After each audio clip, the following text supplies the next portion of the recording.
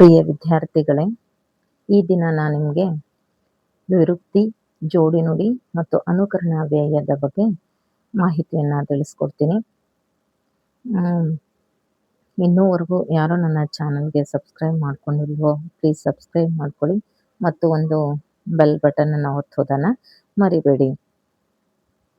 ನೋಡಿ, ಹಾಗಾದರೆ ವಿರುಕ್ತಿ ಅಂದರೆ ಏನು ಅಂತ ಹೇಳಿ ನಾನು ನಿಮಗೆ ಹೇಳ್ತೀನಿ. ಒಂದು ವಾಕ್ಯವನ್ನು ಎರಡೆರಡು ಬಾರಿ ಪ್ರಯೋಗ ಮಾಡುವುದಕ್ಕೆ ವಿರುಕ್ತಿ ಎನ್ನುವರು. ಒಂದು ವಾಕ್ಯವನ್ನ ಎರಡೆರಡು ಬಾರಿ ಪ್ರಯೋಗ ಮಾಡುವುದಕ್ಕೆ ವಿರುಕ್ತಿ ಅಂತ ಹೇಳಿ ಕರಿತೀವಿ ಮಕ್ಕಳೇ. ಏನು ಹಾಗಾದ್ರೆ ಎರಡೆರಡು ಬಾರಿ ಈ ವಾಕ್ಯವನ್ನ ಪ್ರಯೋಗ ಮಾಡೋದು ಅಂದ್ರೆ ಏನು ಅಂತ ಹೇಳಿದ್ರೆ, ಫಾರ್ ಎಕ್ಸಾಂಪಲ್ ನೋಡ್ಕೊಳ್ಳಿ, ಬಾಬಾ ಹೋಗು ಹೋಗು ಆಗಿರಬಹುದು. ಅಂದ್ರೆ ನಾವು ಯಾವ್ದಾದ್ರು ಒಂದು ವ್ಯಕ್ತಿಯನ್ನ ಕರಿಬೇಕಾದ್ರೆ ಹೇಳ್ತೀವಿ ಮಕ್ಕಳೇ, ಏನಂತ ಹೇಳಿ, ನಮಗೆ ನಮ್ಮ ಗಮನಕ್ಕೆ ಅರಿವಿಲ್ಲದಂತೆ ನಾವು ಕರಿತೀವಿ ಬಾಬಾ ಅಂತ ಹೇಳಿ. ಎಲ್ಲಿಗೆ ಹೋಗ್ತಾ ಇದೀಯಾ?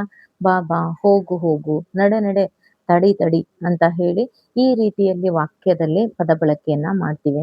ಈ ವಿಲೇಜ್ ಪೀಪಲ್ ಇರ್ತಾರಲ್ವಾ, ಹಳ್ಳಿಯಲ್ಲಿ ವಾಸ ಮಾಡ್ತಕ್ಕಂಥವ್ರು ಇರ್ತಾರಲ್ವಾ, ನಮಗೆ ಅರಿವಿಲ್ಲದಂತೆ ಈ ರೀತಿ ಪದ ಬಳಕೆಯನ್ನ ಮಾಡ್ತಾರೆ. ಈ ರೀತಿ ಒಂದು ಪದವನ್ನ ಎರಡೆರಡು ಬಾರಿ ಬಳಕೆ ಮಾಡೋದನ್ನ ಏನಂತ ಹೇಳಿ ಕರಿತೀವಿ ಮಕ್ಕಳೇ? ನಾವು ವಿರುಕ್ತಿ ಅಂತ ಹೇಳಿ ಕರಿತೀವಿ. ಆದ್ರೆ 6th 7th 8ಗೆಲ್ಲ ನಮ್ಗೆ ಈ ರೀತಿ ಈಸಿಯಲ್ಲಿ ಕೊಟ್ಬಿಡ್ತಾರೆ.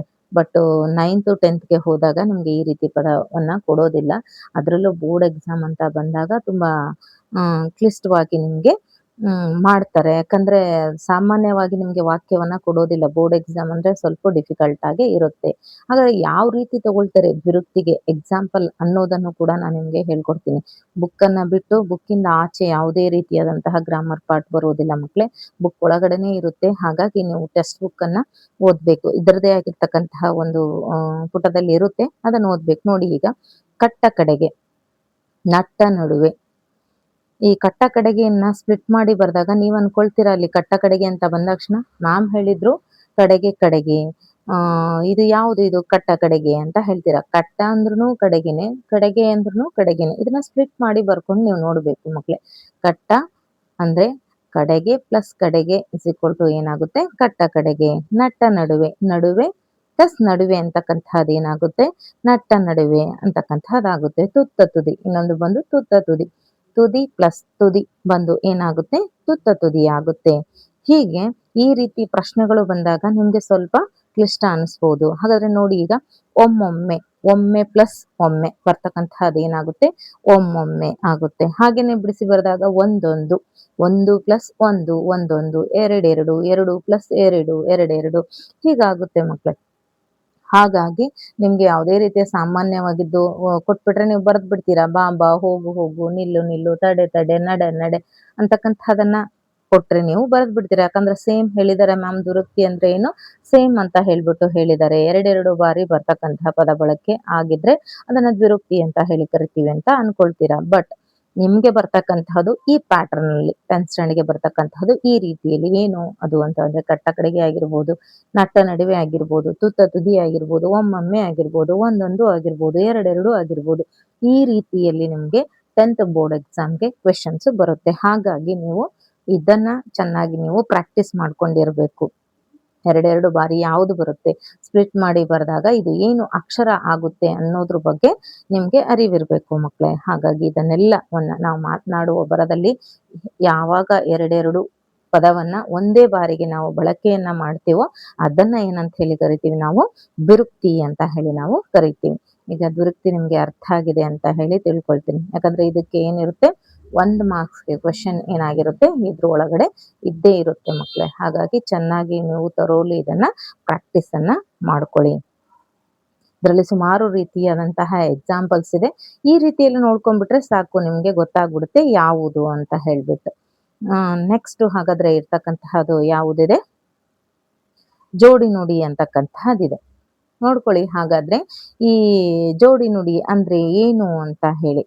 ಓಕೆ, ಜೋಡಿ ನುಡಿ ಅಂದ್ರೆ ಅರ್ಥಪೂರ್ಣವಾದ ಎರಡೆರಡು ಬೇರೆ ಬೇರೆ ಪದಗಳು ಜೊತೆಯಾಗಿ ಬಳಕೆಯಾಗುವುದಕ್ಕೆ ಜೋಡಿ ನುಡಿ ಅಂತ ಹೇಳಿ ಕರಿತೀವಿ ಮಕ್ಳೇ.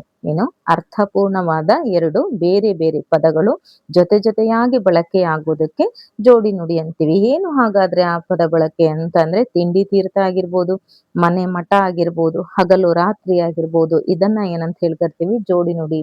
ಜೊತೆಗೆ ಬರ್ಬೇಕು ನೋಡಿ. ಮಾತನಾಡುವ ಇದ್ರಲ್ಲಿ ನಾವು ತಿಂಡಿ ತೀರ್ಥ, ಮನೆ ಮಠ, ಹಗಲು ರಾತ್ರಿ ಹೀಗೆ ಮಾತಾಡೋದಿಲ್ಲ. ಬಟ್ ಅದ್ರ ಜೊತೆಗೆ ಇದು ಬಂದೇ ಇರುತ್ತೆ. ಈ ಪದ ಅದ್ರ ಜೊತೆಗೆ ಬಂದೇ ಇರುತ್ತೆ.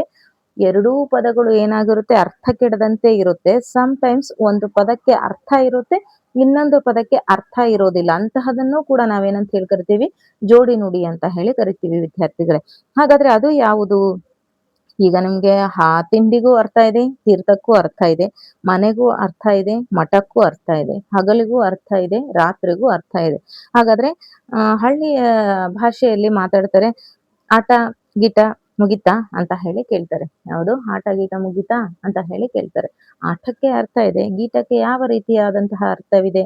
ಯಾವ ರೀತಿಯೂ ಅರ್ಥ ಇಲ್ಲ. ಆದ್ರೂ ಕೂಡ ಅದನ್ನ ಏನಂತ ಹೇಳಿ ಕರಿತೀವಿ ನಾವು ಜೋಡಿ ನುಡಿ ಅಂತ ಹೇಳಿ ಕರಿತೀವಿ. ಹಾಗೇನೆ ಬಂದು ಸತಿಪತಿ ನೋಡಿ, ಗಂಡ ಹೆಂಡತಿ. ಸತಿಪತಿ ಗಂಡ ಹೆಂಡತಿ ಇದಕ್ಕೂ ಕೂಡ ಅರ್ಥ ಇದೆ, ಎರಡಕ್ಕೂ ಕೂಡ ಮೀನಿಂಗ್ ಇದೆ. ಸತಿ ಅಂತಕ್ಕಂಥದ್ದು ಹೆಂಡತಿ, ಪತಿ ಅಂತಕ್ಕಂಥದ್ದು ಗಂಡ, ಎರಡಕ್ಕೂ ಕೂಡ ಅರ್ಥ ಇದೆ. ಹಾಗೇನೆ ಇನ್ನೊಂದು ಕೇಳ್ತಾರೆ ಏನಂತ ಹೇಳ್ಬಿಟ್ಟು, ಕಾಫಿ ಗಿಫಿ ಆಯ್ತಾ? ಹಳ್ಳಿ ಲ್ಯಾಂಗ್ವೇಜ್ ಅಲ್ಲಿ ಇದನ್ನ ತುಂಬಾ ಸುಲಲಿತವಾಗಿ ಮಾತಾಡ್ತಾರೆ. ಅವ್ರಿಗೆ ಈ ವಾಕ್ಯಕ್ಕೆ ಏನ್ ಅಂತೀವಿ ಅನ್ನೋದ್ರ ಬಗ್ಗೆ ಅರಿವಿರೋದಿಲ್ಲ. ಕಾಫಿಗೆ ಅರ್ಥ ಇದೆ, ಗೀಫಿಗೆ ಅರ್ಥ ಇಲ್ಲ ಅನ್ನೋದು ಅವ್ರಿಗೆ ಗೊತ್ತಿರೋದಿಲ್ಲ. ಸುಮ್ನೆ ಕಾಮನ್ ಭಾಷೆಯಲ್ಲಿ ಅವರು ಮಾತನಾಡುವಾಗ ಈ ರೀತಿಯಾದಂತಹ ಪದ ಬಳಕೆಯನ್ನ ಅವರು ಮಾಡ್ತಾರೆ. ಅವಾಗ ಏನಂತ ಹೇಳಿ ಕೇಳ್ತಾರೆ, ಕಾಫಿ ಗೀಫಿ ಆಯ್ತಾ ನಿಂದು ಅಂತ ಹೇಳಿ ಕೇಳ್ತಾರೆ. ಹಾಗಾದ್ರೆ ಇದು ಯಾವುದಕ್ಕೆ ಆಗುತ್ತೆ?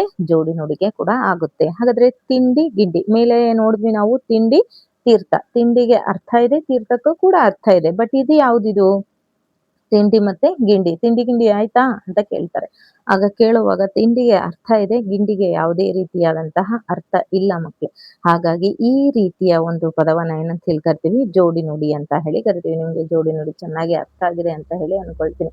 ಎರಡೂ ಪದಕ್ಕೆ ಟೈಮ್ಸ್ ಏನಿರುತ್ತೆ ಅರ್ಥ ಇರುತ್ತೆ. ಕೆಲವೊಂದು ಸಮಯದಲ್ಲಿ ಒಂದು ಪದಕ್ಕೆ ಅರ್ಥ ಇರುತ್ತೆ, ಇನ್ನೊಂದು ಪದಕ್ಕೆ ಯಾವುದೇ ರೀತಿಯಾದಂತಹ ಅರ್ಥ ಇರೋದಿಲ್ಲ. ಹಾಗಿರೋದನ್ನ ಏನಂತ ಹೇಳಿ ಕರಿತೀವಿ ಜೋಡಿ ನುಡಿ. ಜೊತೆಗೆ ಇರುವುದನ್ನ ಏನಂತ ಹೇಳಿ ಕರಿತೀವಿ ನಾವು ಜೋಡಿ ನುಡಿ.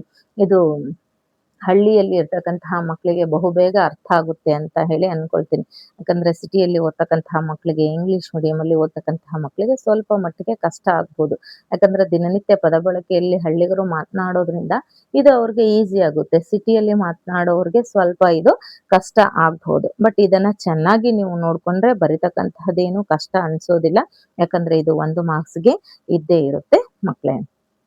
ಹಾಗಾದ್ರೆ ನಾವು ನೆಕ್ಸ್ಟ್ ಇದರ ರಿಲೇಟೆಡ್ ಆಗಿರ್ತಕ್ಕಂತಹ ಇನ್ನೊಂದು ವಾಕ್ಯವನ್ನ ನೋಡೋದಾದ್ರೆ ಅನುಕರಣಾವ್ಯಯ.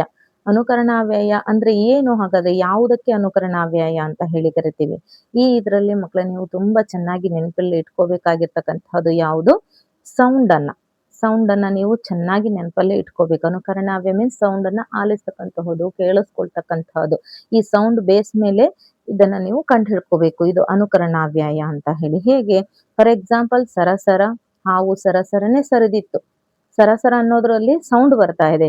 ಪರಪರ ಏನು ಪುಸ್ತಕವು ಪರಪರನೆ ಹರಿದೇನು. ಪರಪರ ಅಂತಕ್ಕಂಥದ್ದು ಒಂದು ಸೌಂಡ್ ಬರ್ತಕ್ಕಂಥದ್ದು. ನೀರು ಗುಳುಗುಳು ಶಬ್ದ ಮಾಡಿತ್ತು. ಗುಳುಗುಳು ಅಂತಕ್ಕಂಥದ್ದು ಏನು? ಶಬ್ದ ಬರುತ್ತೆ. ಅಲ್ಲಿ ಗುಳುಗುಳು ಅಂದಾಗ ಒಂದು ಶಬ್ದ ಬರುತ್ತೆ. ATM ನೋಟ್ನಲ್ಲಿ ಗರಿಗರಿಯಾಗಿ ದುಡ್ಡುಗಳನ್ನ ತೆಗೆದುಕೊಂಡು. ಹಾಗಾದ್ರೆ ಏನು? ಗರಿ ಅಂತಕ್ಕಂಥದ್ದು ಸೌಂಡ್ ಬರುತ್ತೆ. ಈ ರೀತಿ ಸೌಂಡ್ ಬರ್ತಕ್ಕಂಥದನ್ನ ಏನಂತ ಹೇಳಿ ಕರಿತೀವಿ?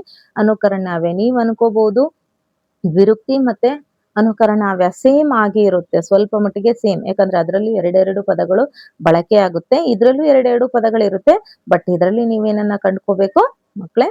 ಸೌಂಡ್ ಅನ್ನ ಆಲಿಸ್ಬೇಕು. ನಿಮ್ಗೆ ನೋಡಿದಾಕ್ಷಣ ಗೊತ್ತಾಗುತ್ತೆ ಇದು ಅನುಕರಣಾವ್ಯಯ, ಇದು ದ್ವಿರುಕ್ತಿ ಅಂತ ಹೇಳ್ಬಿಟ್ಟು. ಯಾಕಂದ್ರೆ ದ್ವಿರುಕ್ತಿ ಎರಡೆರಡು ಬಾರಿ ಪದ ಬಳಕೆ ಆಗುತ್ತೆ, ಆದ್ರೆ ಯಾವುದೇ ರೀತಿಯ ಸೌಂಡ್ ಅದರಲ್ಲಿ ಇರೋದಿಲ್ಲ. ಬಟ್ ಅನುಕರಣಾವ್ಯಯದಲ್ಲಿ ಎರಡೆರಡು ರೀತಿ ಪದ ಬಳಕೆ ಆಗಿದ್ರೆ ಅದರಲ್ಲಿ ಸೌಂಡ್ ಅನ್ನ ನಾವು ಕಂಡು ಹಿಡ್ಕೋಬೇಕು, ಸೌಂಡ್ ಅನ್ನ ಆಲಿಸ್ಬೇಕು. ಹಾಗಿದ್ರೆ ಅದನ್ನ ಏನಂತ ಹೇಳಿ ಕರಿತೀವಿ ಮಕ್ಳೇ? ಅನುಕರಣಾವ್ಯಯ ಅಂತ ಹೇಳಿ ನಾವು ಕರಿತೀವಿ. ಈ ರೀತಿ ಒಂದು ಪದಗಳನ್ನ ನೀವು ಐಡೆಂಟಿಫೈನ ಮಾಡ್ಕೋಬೇಕು. ಚಟ ಅಂತಕ್ಕಂಥದ್ದು ಕೂಡ ಇದಕ್ಕೆ ಅರ್ಥ ಆಗುತ್ತೆ ಅಂತ